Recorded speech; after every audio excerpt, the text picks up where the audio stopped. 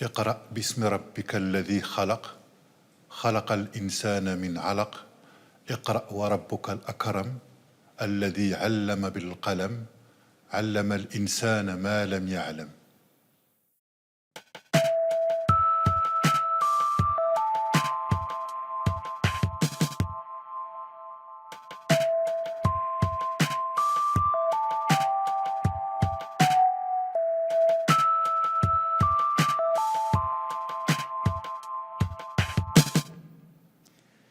Voici comment la tradition musulmane rapporte les faits. Pendant plusieurs années, le prophète Muhammad a reçu de l'ange Gabriel des morceaux du message de Dieu et il les a répétés aux hommes qui l'entouraient. Ces mêmes hommes les ont appris par cœur avant de les mettre par écrit quelques années plus tard. Quand on est croyant, on peut penser que Dieu est à l'origine du message. Bonjour Rachid Benzine. Bonjour. Rachid Benzine est islamologue, chercheur associé au fonds Paul Ricoeur à la faculté de théologie protestante de Paris. C'est du Coran que nous parlons aujourd'hui autour d'une question qui est une question apparemment rhétorique et en réalité fondamentale. Qui a écrit le Coran? Qui est l'auteur du Coran? Pour commencer cette discussion, on a sous les yeux une... Alors, c'est une miniature, en réalité, c'est une miniature turque du XVIe siècle qui décrit la révélation. Est-ce que le mot de révélation convient? La visitation du prophète par l'ange Gabriel? Absolument, même si dans le Coran, il y a un autre terme qu'on appelle le terme tanzil, c'est-à-dire l'idée de la descente. Et dans l'ancien arabe, ça veut dire la descente de la pluie fine en période de canicule. Donc le Coran se veut comme une descente. C'est pour ça que, d'un point de vue de la théologie musulmane, le Coran est la parole même de Dieu à travers l'ange Gabriel adressé au prophète de l'islam. Et c'est une parole, si j'ose dire, rafraîchissante, puisque c'est une parole qui vient tempérer une chaleur excessive. Absolument, absolument. En tout cas, une parole vécue comme une bénédiction, puisque Dieu s'adresse au peuple des Arabes du 7e siècle à travers un ange, mais surtout à travers un homme qu'on appelle Mohammed, qui s'appelle Mohammed ibn Abdullah, Abul Qasim pour donner sa généalogie, donc qui s'inscrit dans ce système tribal, donc une révélation pour les Arabes, alors que les Juifs et les chrétiens avaient reçu déjà une révélation. Selon un mode assez comparable, finalement, si on pense aux 10 commandements, par exemple, c'est la parole de Dieu qui s'impose à Moïse. Est-ce qu'on peut comparer ces scènes ? Absolument, dans la mesure où d'abord on a l'entremise de l'ange Gabriel que l'on trouve dans les 3 révélations monothéistes, même si l'ange Gabriel n'apparaît que 3 fois dans le Coran. Pourtant, sa présence est associée au Coran. Enfin, je veux dire, son être est associé au Coran en général. On pense Gabriel, Djibril en général, c'est ce qu'on sait. Oui, absolument. Mais Djibril va avoir une importance considérable dans la tradition islamique et elle s'élabore 2 siècles plus tard. Mais en Arabie du 7e siècle, l'ange Gabriel n'est pas si important parce que le mode de révélation dans cette société, il ne passe pas par les anges, il passe souvent ce qu'on appelle par le wahi, c'est-à-dire cette espèce d'inspiration. D'ailleurs, Mohammed va être traité de majnoun, c'est-à-dire possédé par un djinn, que le djinn, avec cet aspect de pouvoir avoir accès au surnaturel, il va être traité de poète, il va être aussi traité de sorcier. Donc, poète, c'est une insulte, hein, poète comme sorcier, c'est-à-dire qu'en fait, on l'accusait de superstition. De superstition et surtout de divaguer et de prétendre apporter une révélation qui ne vient pas de la parole de Dieu lui-même, mais qu'il est possédé par un djinn et que ce djinn cherche à dévoyer la tribu. Alors, possession n'est pas le bon mot parce qu'il est péjoratif, bien sûr, mais visitation, peut-être. Il reçoit une parole, cette parole, il n'a pas le choix de l'entendre ou de ne pas l'entendre, de la restituer ou de ne pas la restituer. C'est une parole obligatoire sans être contraignante, est-ce qu'on peut dire ça? Absolument, en tout cas, il est là en tant que messager et prophète pour dire ce qu'il reçoit. Et selon la tradition musulmane, le prophète de l'islam est passif, donc il ne fait que répéter ce qu'il reçoit. Donc d'où l'idée que le Coran est la parole même de Dieu. Ce n'est pas une inspiration comme dans le cadre, je dirais, du christianisme, c'est véritablement une révélation où il doit énoncer ce qu'il reçoit. Une vérité révélée. Une vérité révélée. Ce qui est intéressant, c'est que Confucius dit, dans les entretiens, à un moment, il dit « Je n'ai rien créé, je n'ai fait que transmettre ». Et pourtant, Confucius n'était pas l'intercesseur d'une divinité transcendante. Mais c'est une position, la position de l'intercesseur, une position essentielle en vérité. Absolument, et d'ailleurs le Coran dit souvent aux prophètes de l'islam, tu n'es là que pour transmettre, que pour avertir. Et c'est ça qui est très important, c'est-à-dire que le véritable actant dans le Coran, ce n'est pas le prophète, mais c'est Dieu lui-même. si le véritable actant n'est pas le prophète, mais Dieu lui-même, comment à ce moment-là expliquer qu'il est important d'interpréter ce texte? C'est-à-dire comment ne pas tenir ce texte pour une vérité absolue sous la forme sous laquelle il se présente? Autrement dit, comment éviter, si on tient le Coran pour la parole de Dieu, eh bien de le lire tout simplement au premier degré en faisant l'économie de l'interprétation. C'est le débat qu'on a à la lumière d'une sourate dont on voit les 5 premiers versets, la sourate 96, dont vous dites qu'elle est essentielle évidemment dans la lettre du Coran, puisque c'est un témoignage presque, on est à la lisière de l'histoire et de la théologie. Là. Absolument, parce que selon la tradition musulmane, ce sont les 5 premiers versets qui ont été révélés au prophète de l'islam à travers l'entremise de l'ange Gabriel. Mais pour revenir à cet acte herméneutique, il n'y a pas de lecture... Ce que vous appelez l'acte herméneutique, c'est la possibilité d'interpréter le texte, oui, c'est ça qui est important. Absolument, mais il n'y a pas de lecture sans interprétation, et même d'un point de vue de la théologie. Bon. Il n'existe pas de parole de Dieu en dehors de la parole humaine, puisque la parole de Dieu s'incarne quelque part dans une langue humaine qui est la langue arabe. Et comme nous le savons, la langue, c'est un système de signes arbitraires. Et donc, du coup, la parole de Dieu qui se donne dans une parole humaine est déjà une interprétation. Et comme nous avons un texte qui lui est issu d'une parole, le texte est une trace de la parole. Donc en fait, nous interprétons une trace de la parole. Donc s'il faut interpréter le Coran, c'est parce qu'en l'interprétant, on se rapproche de la parole de Dieu au lieu de s'en éloigner. Absolument. Vous pouvez nous donner un exemple à la lumière de cela, par exemple? Simplement sur le premier verset qui dit « Iqra bismi rabbika alladhi khalaq » qui veut dire « proclame le nom de ton Seigneur ». C'est l'idée de rendre compte d'abord d'une alliance entre Dieu et les hommes. Et ensuite, on a « khalaqal insana min alaq » qui a créé l'homme d'un caillot de sang. Cette idée de Dieu qui crée l'homme est très importante parce que on est au 7e siècle, on est dans une société d'économie de survie, et qui dit économie de survie pose la question de l'existence des hommes. Et c'est pour ça que le Coran est anthropocentré, contrairement à la Bible, puisque la Bible, Dieu crée l'homme au 7e jour, au 6e jour, voire le 7e jour. Effectivement, avec la matière qui lui reste, oui. Absolument. Et donc, du coup, nous avons dans le 2e verset où on parle de cette idée de la création. Et ensuite, cette création suppose l'idée que Dieu est finalement celui qui est le plus généreux. Donc, on a l'idée du don. Et ensuite, on a Alladhi allama bil qalam. Donc, il a enseigné à l'homme. Alama, ça veut dire aussi les signes de piste. Donc, c'est les traces. Donc, du coup, c'est allama al-insana ma lam ya'lam. C'est l'idée de la guidance. Donc, on a un Dieu qui est créateur, avec lequel on fait alliance. Il faut le proclamer parce qu'il permet à l'homme, justement, à travers la subsistance, le don qu'il lui donne de pouvoir vivre, mais aussi de pouvoir le guider. C'est pour ça que le Coran est surtout considéré par les musulmans comme un guide. Vous avez parlé tout à l'heure du prophète comme d'un poète, puisque c'était l'accusation qu'on avait posée sur lui. Prenons le mot de poète au sérieux, en l'occurrence, c'est-à-dire poiesis, le créateur. Le poète, dit René Char, est celui qui doit laisser des traces et non des preuves, car, ajoute-t-il, seules les traces font rêver.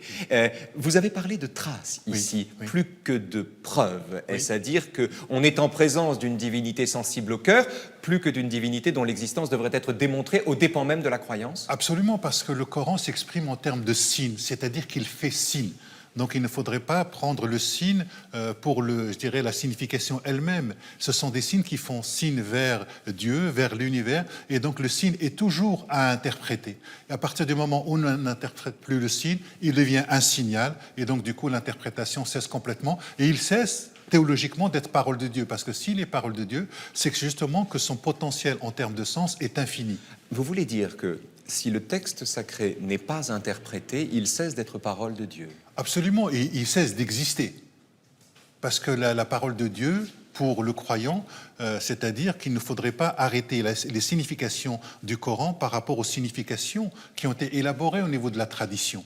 Et qu'un texte n'existe que parce qu'à un moment, des hommes et des femmes vont s'en saisir pour le faire parler autrement, pour l'entendre autrement. Sinon, il cesse véritablement d'être ce texte sacré et d'être cette parole de Dieu. Parce que la question que l'on peut se poser, c'est comment on peut enfermer d'un point de vue théologique la parole infinie de Dieu dans un texte humain, puisque tout d'abord sa mise par écrit est humaine, c'est une langue humaine, et donc l'interprétation permet justement à ce texte fini de pouvoir retrouver son potentiel infini.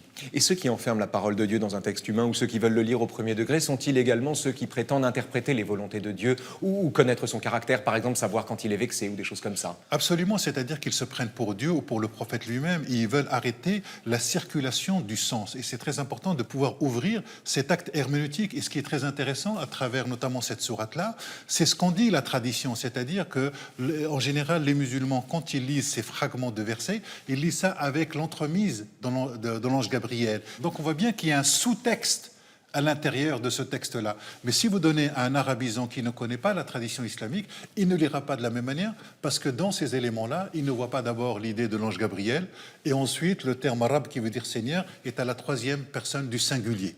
Et donc on se pose la question, qui dit Iqra, qui énonce cette idée de proclamer? Et donc, d'un point de vue grammatical, c'est très intéressant parce que c'est les musulmans qui mettent l'ange Gabriel, mais le texte ne le dit pas. Et on voit bien que ces récits de la tradition musulmane vont être élaborés 2 siècles après le Coran, dans une société d'hybridation interculturelle, où un certain nombre de juifs et de chrétiens deviennent musulmans et viennent avec leur support, avec leur imaginaire, avec leur histoire, d'où quelque part le hadith qu'on appelle la tradition prophétique, où on trouve beaucoup d'éléments qui relèvent de la Bible. C'est passionnant de parler avec vous, Rachid Benzine. Interpréter le Coran, non seulement c'est une nécessité, mais surtout ne pas le faire, c'est se prendre pour Dieu. On va continuer cette discussion, Rachid Benzine, avec vous, et également en compagnie de Mohamed Bajrafil, qui est imam. Ouais. Vous n'êtes pas imam, vous êtes islamologue. Oui. Le point de vue qui est le vôtre est peut-être davantage celui de l'historien que celui du théologien. Oui. Et je voudrais confronter ces 2 points de vue et accueillir notre second invité, Mohamed Bajrafil. Mohamed Bajrafil est docteur en linguistique à l'université de Paris 7, théologien et imam à la mosquée d'Ivry-sur-Seine. Mohamed, vous faites partie des signataires d'une excellente tribune intitulée « Nous, imams indignés, sommes prêts à nous mettre au service de notre pays ». Ça n'est pas d'elle que nous allons parler aujourd'hui, mais je voulais le rappeler, c'est important. La question que je voulais vous poser, c'est le point de vue de l'islamologue et le point de vue du théologien sur le Coran peuvent-ils être les mêmes, ou bien les outils dont vous vous servez les uns et les autres pour expliquer ce texte sont-ils différents en nature ? Je pense qu'ils peuvent être les mêmes au départ, au moins. Parce qu'en tant que théologien, on part de l'idée que la parole de Dieu est, et cela a été très bien dit, une parole dont les sens sont infinis. Et partant de là, il n'appartient à personne d'en limiter, si vous voulez, le sens. Quelle est la position du pédagogue comme vous dans ces conditions ? Est-ce que vous n'êtes pas, aux yeux des gens qui vous écoutent, le dépositaire, malgré tout, de cette signification qu'il faudrait cela transmettre ? a été justement à l'origine de beaucoup de débats à l'intérieur de la religion musulmane. On voit par exemple que les premiers exégètes vont exiger que celui qui va faire l'interprétation du Coran maîtrise un certain nombre d'outils, notamment la langue, la grammaire, mais également connaître ce qu'on appelle al-nasikh wal-mansukh, l'abrogeant et l'abrogé. Donc il pose un certain nombre de conditions que d'autres aujourd'hui remettraient en cause. Par exemple, cette histoire de abrogeant-abrogé, pour moi, elle ne tient pas. Mais cela, et c'est ce qui est beau dans ces traditions, quand on les étudie de près, a fait l'objet de débats. Et ce qui fait qu'en réalité, de mon point de vue, il faudrait, pour, n'est-ce pas, redonner vie à cette effervescence interprétatrice. Ou retrouver la vie dont elle est riche. Exactement. Enfin, oui. Eh bien, il faudrait que les gens sachent que, en fait, au tout début, c'était pas comme ça que les gens ont pu accéder au texte. Vous savez, le premier exégète connu du Coran qui a fait l'interprétation entière du Coran, il est mort en 310. Donc là, on est vraiment... on est 310. 310 de l'Hégire. Hein, donc oui, c'est ça. Oui, pardon, je ne comprenais plus. Oui, c'est ça, parce que il faut rappeler que la révélation date, si je parle sous votre contrôle, du 7e siècle. Exactement. Et donc 310, c'est 1030 à peu près. Et des brouettes, exactement. Donc, et Tabari vient et il propose une manière de lire le texte coranique qui mêle à la fois tradition et histoire, mais il reste quand même le père de l'interprétation. Et après, ce qui va se passer de très beau, chaque science va, au fond, aller à la rencontre du Coran avec ce dont elle est porteuse. Une disparité de lecture, une diversité de lecture. Mais une question que je voudrais poser à tous les deux, enfin, c'est pas tout à fait la même, justement. Comment peut-on considérer que le Coran est la parole de Dieu, tout en faisant droit aux conditions de sa rédaction, aux conditions humaines de sa rédaction et à l'historicité de son apparition, Et comment peut-on considérer que le Coran est l'œuvre des hommes et que c'est un texte qui est tributaire de son contexte, tout en faisant valoir la transcendance et la divinité à l'œuvre dans ce texte? Est-ce que les conditions que vous mettez à la lecture du Coran ne rentrent pas en contradiction avec l'option inverse qui semble telle? Rachid Benzine, sur cette question. Tout dépend, c'est-à-dire que le postulat des sciences humaines, c'est qu'elle ne va pas partir du principe que le Coran est parole de Dieu. C'est-à-dire ce ne sont pas les mêmes axiomes. Les axiomes de la croyance, les axiomes de la théologie ne sont pas les mêmes axiomes que celui de l'historien, de l'anthropologue. À partir du moment où on part du fait que le Coran est d'abord un texte issu de la péninsule arabique ou parfois sur ce que disent un certain nombre, je dirais, d'historiens, que la rédaction du Coran est beaucoup plus tardive que ce que pense la tradition islamique, automatiquement, on ne part pas ni des mêmes axiomes, ni des mêmes hypothèses. Mais ce qui peut être intéressant... Parce qu'il y a une zone de conflit, là, pour le coup, entre les gens qui disent « Attendez, c'est un texte qui a été écrit sur plusieurs siècles par différentes personnes », et ceux qui disent « C'est la parole de Dieu ». Voilà, mais justement, et donc là, on voit bien que les axiomes ne sont pas les mêmes. Ce qui est très important, c'est de bien expliquer quelle est la logique de la croyance et quelle est la logique de l'historien.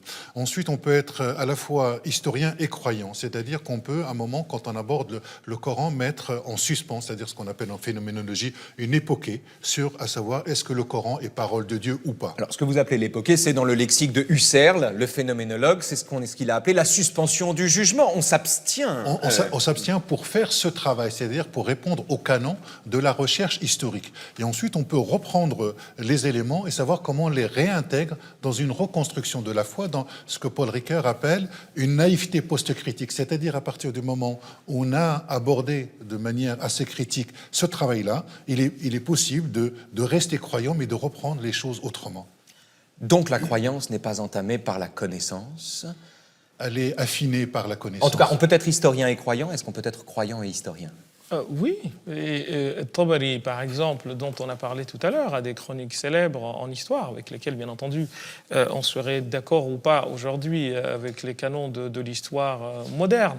Ceci étant, par rapport à la question qui a été précédemment posée, on pourrait aussi dire une chose qui a été dite au moins en filigrane dans votre échange de tout à l'heure, sur le fait que quand on part de l'idée que Dieu a parlé en une langue qui se trouve être la langue arabe, le linguiste que je suis est obligé de dire que qui dit langue dit un système. Et qui dit système dit un ensemble de choses qui dépendent à la fois du contexte historico-géographico-philosophique et sociologique qui constitue, n'est-ce pas, cette langue-là. Vous faites droit à ce contexte dans votre enseignement, c'est ça ma question. Moi, j'ai souvent l'habitude de donner à mes étudiants un exemple bien bête, qui est celui de la traduction en français et en arabe, reposant sur des choses assez belles, de l'expression « tu m'as fait plaisir ». Si on se situe en arabe, « tu as fait plaisir à mon cœur », on dit « athlajta sadri ». Et la traduction littérale en français, c'est « tu as glacé mon cœur ». Et en français, on dit l'inverse, pour signifier la même chose. En français, on dit « tu m'as fait chaud au cœur ». Mais pourquoi cette différence pour signifier la même chose? Eh bien, parce que celui qui est dans le désert a besoin de froid, et celui qui est dans le froid a besoin de chaleur. Dans le climat exactement. Glacé, et a besoin de chaleur. A besoin de chaleur. Et cela, bien entendu, est à mettre à l'actif des éléments linguistiques que le Coran utilise. Donc on ne peut pas couper le Coran, le message coranique, pour le croyant que je suis, c'est la parole de Dieu, de cela.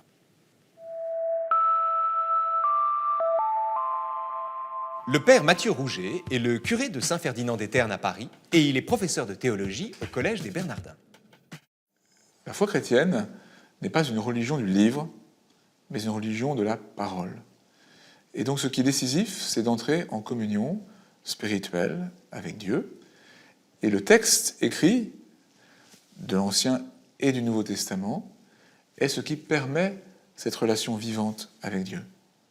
Alors nous croyons que les textes des Écritures sont à lire dans l'esprit dans lequel ils ont été écrits. Mais cet esprit, ce n'est pas de manière immédiate l'esprit du temps ou du lieu, c'est l'esprit de Dieu qui se donne et qui ultimement se révèle dans le témoignage d'amour du Christ.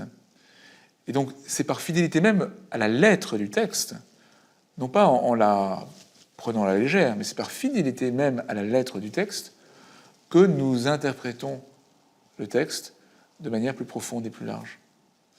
Et nous le faisons à la lumière de la mémoire chrétienne qui s'est structurée de génération en génération par un certain nombre d'affirmations assez limitées, mais qui donnent des repères interprétatifs qui sont liés en particulier à l'identité et à l'œuvre de la personne du Christ. Et à l'intérieur de ce cadre interprétatif qu'on pourrait dire dogmatique au sens précis du terme, qui n'est pas du tout invasif, comme le croient beaucoup de nos contemporains, à l'intérieur même de ce cadre-là, chacun a une grande liberté pour s'approprier la parole de Dieu dans sa prière et dans sa vie. C'est par fidélité même à la lettre du texte que nous interprétons le texte de manière plus profonde et plus large. Comment comprenez-vous l'un et l'autre cette démarche qui consiste à, par fidélité au texte, à en creuser les différentes significations? Est-ce qu'on n'est pas au cœur de ce qu'on essayait de faire tout à l'heure devant la sourate 96 et de la discussion que nous avions ensuite? Mohamed Bajrafil, sur cette question. C'est d'autant plus vrai qu'un verset du Coran dit « Law kana al-bahru midadan li kalimati rabbi » si on avait fait des océans de l'encre pour écrire les mots de Dieu, لنفد البحر قبل أن تنفد كلمات ربي. Il tarirait avant même qu'on en ait fini de parler, n'est-ce pas? Et à partir de là, on se rend compte que, en effet, c'est par fidélité à l'esprit même du texte que nous devons le faire parler. Parce qu'encore une fois, il y avait le quatrième calife, et c'est assez intéressant parce que c'est exactement en rapport avec ce qu'il dit. Le quatrième calife discutait avec un groupe assez extrémiste et sanguinaire qui s'appelle les Khawarij, et ils lui ont dit « Nous voulons juger par la parole de Dieu ». Et il leur a dit « Mais la parole de Dieu ne parle pas. C'est plutôt les personnes qui la font parler ». Mais est-ce que cette fidélité au texte n'expose pas au risque tout simplement de donner au sentiment aux croyants qu'on trahit le texte, Rachid Benzine? Et il peut y avoir ce sentiment, mais ce que je veux dire, c'est que le texte n'existe pas en lui-même. Il existe parce que d'abord, il y a une communauté d'interprétation qui l'a fait vivre. C'est ce qu'on appelle une tradition. Et lui-même s'inscrit, il le dit bien, dans une communauté avec un cadre. La question, c'est de savoir comment ce cadre interprétatif a été imposé dans l'histoire. Est-ce qu'il y a une possibilité de réouvrir ce cadre autrement, ou est-ce qu'on est obligé d'être finalement prisonnier d'un cadre que met en place une tradition à un moment donné? Et c'est pour ça qu'il y a à la fois cette fidélité au texte, mais il y a dans ce que Derrida appelle une fidélité infidèle. Il faut être dans cette fidélité infidèle, c'est-à-dire qu'il faut pouvoir à la fois reconnaître ce qu'a apporté une tradition, parce que nous-mêmes, nous sommes porteurs d'une tradition, c'est-à-dire nous appartenons à une tradition.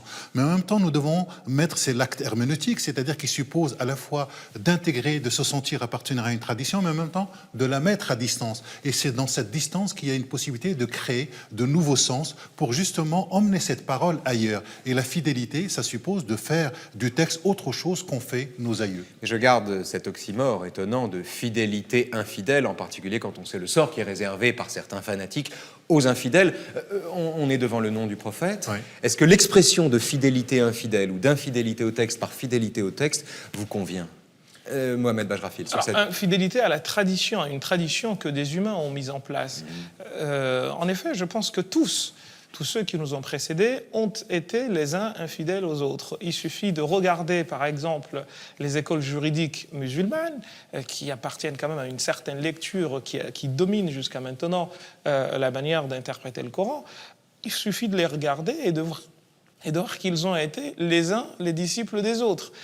Shafi'i, par exemple, il est né en 150 de l'Hégire, il est mort en 204, mais il est le disciple de Malik, qui est mort lui en 179, et à la mort de qui Shafi'i va créer une école qui va diverger de celle de son maître sur plus des 3/4. Donc on voit bien que cette histoire d'infidélité fidèle, c'est personnellement quelque chose que j'essaye de cultiver. C'est justement en essayant de faire différemment d'eux que nous leur resterons fidèles, parce qu'ils ont proposé quelque chose qu'ils n'ont jamais voulu considérer comme l'alpha et l'oméga, et il est de notre devoir, et c'est ainsi que nous leur serons fidèles, d'essayer de parler de ce que moi j'appelle l'insolence intellectuelle, qui consiste, n'est-ce pas, à oser dire non à son maître pour lui être davantage fidèle. Vous connaissez cette phrase dans le Zarathustra, c'est vous qui m'y faites penser, on rémunère mal son maître tant qu'on en reste l'élève. Exactement. Vous diriez la même chose avec dirais- la lettre sacrée. Je dirais la même chose avec d'autant plus de force que c'est justement le but de tout maître. Il ne forme pas ses disciples pour être, n'est-ce pas, des statues, mais plutôt pour que ces derniers le dépassent. C'est dire, à vous entendre l'un et l'autre, que l'antidote à la violence, ce n'est pas la loi, ça n'est pas la contrainte, évidemment, ça n'est pas une contre-violence, mais c'est tout simplement la pédagogie. Oui. Merci à l'un et l'autre d'avoir joué le jeu. Merci à vous. Merci à vous. Merci. À bientôt. Venez. On peut dire au terme de cette discussion que c'est donc, paradoxalement, en étant infidèle au texte qu'on lui est fidèle. À tous ceux qui considèrent qu'on dénature le Coran quand on débat des sourates, ou bien à ceux qui estiment en toute inculture que le Coran n'est qu'un texte violent, il est urgent de faire entendre que le Coran se prête, autant que la Bible, au jeu des commentaires et des discussions, et que faire la paix, ce n'est pas mettre sous le tapis les sujets délicats, mais au contraire les affronter sans crainte et librement.